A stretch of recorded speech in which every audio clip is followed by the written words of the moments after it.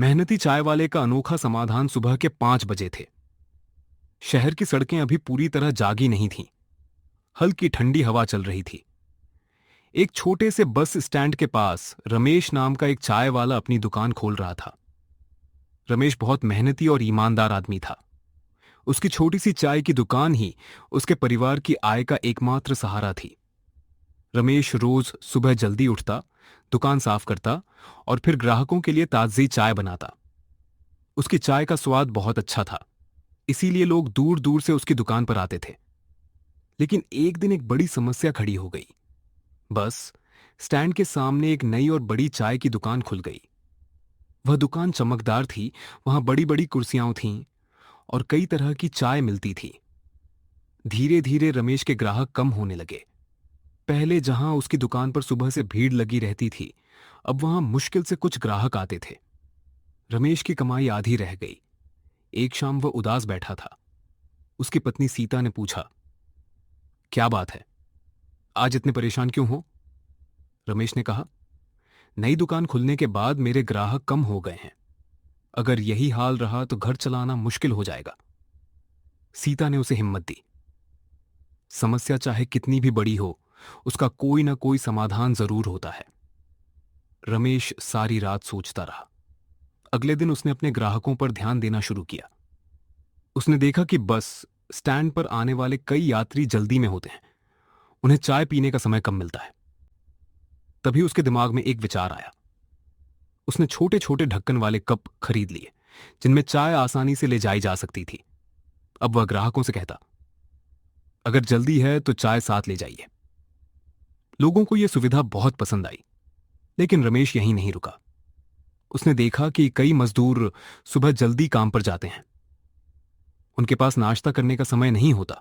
इसीलिए उसने चाय के साथ सस्ते और ताजा पोहे तथा बिस्कुट भी रखना शुरू कर दिया। धीरे धीरे कुछ ग्राहक वापस आने लगे, लेकिन नई दुकान फिर भी उससे कहीं बड़ी थी। रमेश ने हार नहीं मानी। एक दिन उसने देखा कि बस स्टैंड पर कई बुजुर्ग लोग बैठते हैं। उनके लिए बैठने की अच्छी व्यवस्था नहीं थी। रमेश ने अपनी बचत से 2 लंबी बेंच बनवा दी। अब बुजुर्ग आराम से बैठकर चाय पी सकते थे। लोगों को रमेश का व्यवहार और सेवा बहुत पसंद आने लगी। फिर भी कमाई उतनी नहीं बढ़ रही थी जितनी वह चाहता था। एक दिन एक स्कूल शिक्षक उसकी दुकान पर आए। उन्होंने कहा, रमेश, तुम्हारी चाय अच्छी है, लेकिन लोग सिर्फ स्वाद नहीं, अनुभव भी चाहते हैं। रमेश को यह बात समझ में आ गई। उसने अपनी दुकान के सामने एक छोटा बोर्ड लगाया। बोर्ड पर रोज एक प्रेरणादायक विचार लिखा जाता था, जैसे मेहनत कभी बेकार नहीं जाती, हार मानना सबसे बड़ी हार है। यात्री और छात्र रुककर वे बातें पढ़ते थे। धीरे धीरे लोग रमेश की दुकान को पहचानने लगे। अब उसकी दुकान सिर्फ चाय की दुकान नहीं रही थी, बल्कि लोगों के लिए प्रेरणा का एक छोटा केंद्र बन गई थी। कुछ महीनों बाद एक नई समस्या आ गई। बारिश का मौसम शुरू हो गया। तेज बारिश के कारण ग्राहक कम आने लगे। कई दिन तो ऐसे निकलते जब बिक्री बहुत कम होती। रमेश फिर चिंता में पड़ गया, लेकिन इस बार उसने जल्दी हार नहीं मानी। उसने सोचा, अगर ग्राहक मेरे पास नहीं आ सकते तो मैं उनके पास जाऊंगा। उसने एक पुरानी साइकिल खरीदी।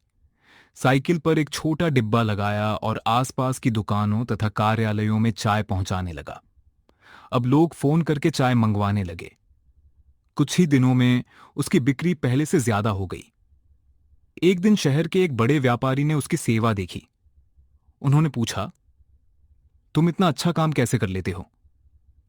रमेश मुस्कुराकर बोला, जब भी समस्या आती है मैं शिकायत करने के बजाय समाधान खोजने की कोशिश करता हूं। व्यापारी उसकी बात से बहुत प्रभावित हुए। उन्होंने रमेश को अपने कार्यालय की कैंटीन में चाय सप्लाई करने का मौका दिया। यह अवसर उसके जीवन का सबसे बड़ा मौका था। रमेश ने पूरी मेहनत और ईमानदारी से काम किया। कुछ ही वर्षों में उसकी छोटी सी दुकान एक बड़े चाय केंद्र में बदल गई। अब उसके पास कई कर्मचारी थे, लेकिन उसने कभी अपने पुराने दिन नहीं भूले। वह नए कर्मचारियों को हमेशा एक बात सिखाता था, समस्या से डरना नहीं चाहिए, हर समस्या अपने साथ एक नया अवसर लेकर आती है। एक दिन वही शिक्षक फिर उसकी दुकान पर आए।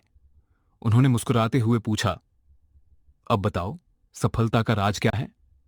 रमेश ने जवाब दिया, जब नई दुकान खुली थी तब मैं हार मान सकता था, लेकिन मैंने समस्या को दुश्मन नहीं, शिक्षक माना। उसी ने मुझे नए रास्ते दिखाए।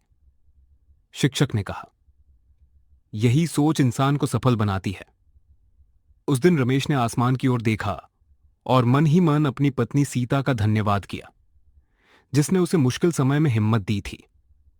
उसे समझ आ गया था कि जीवन में समस्याएं आना निश्चित है, लेकिन जो व्यक्ति समाधान ढूंढना सीख जाता है वह कभी हारता नहीं। कहानी की सीख, मॉरल, समस्या पर रोने से कुछ नहीं बदलता। समाधान खोजने वाला व्यक्ति ही आगे बढ़ता है। हर कठिनाई अपने साथ एक नया अवसर लेकर आती है।